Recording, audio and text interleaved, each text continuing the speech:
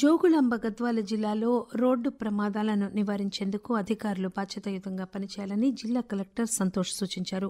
Police superintendent T శ్రీనివాసరావుతో కలిసి road భద్రతా జిల్లా కమిటీ సమావేశం నిర్వహించారు. ఈ సందర్భంగా కలెక్టర్ మాట్లాడుతూ బీచ్వల్ నుంచి పుల్లూరు చౌరస్తా వరకు బ్లాక్ స్పాట్లను గుర్తించాలని, ఆ ప్రాంతాల్లో ప్రమాదాల నివారణకు జాతీయ రహదారుల అధికారులతో సంయుక్తంగా చర్యలు చేపట్టాలని సూచించారు.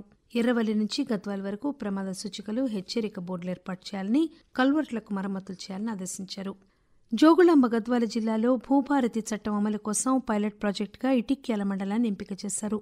కలెక్టర్ సంతోష్ సూచన మేరకు భూభారతి చట్టంపై రెవెన్యూ సదస్సులు నిర్వహించారు.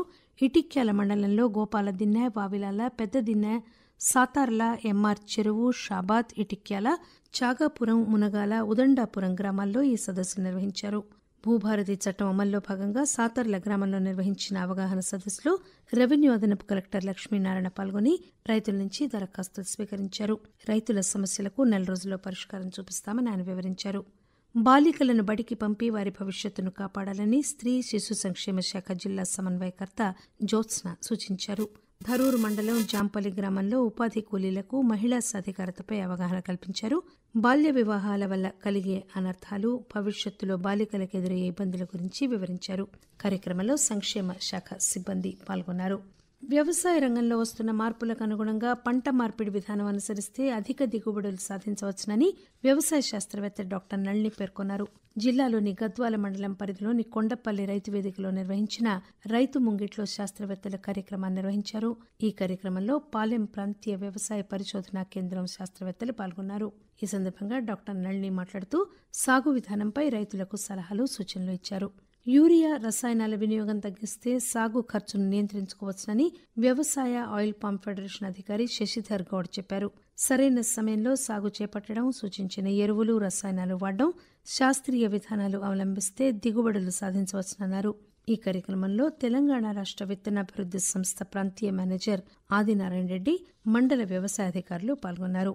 యువత చెడు మార్గాలకు దూరంగా ఉండాలని, వాటికి అలవాటు పడి విలువైన జీవితాన్ని నాశనం చేసుకోవద్దని జిల్లా పోలీస్ సూపరింటెండెంట్ టి శ్రీనివాసరావు సూచించారు. గద్వాల్లో ఏర్పాటు చేసిన వ్యసన ముక్త భారత్ అభియాన్ ర్యాలీని జెండా ఊపి ప్రారంభించారు.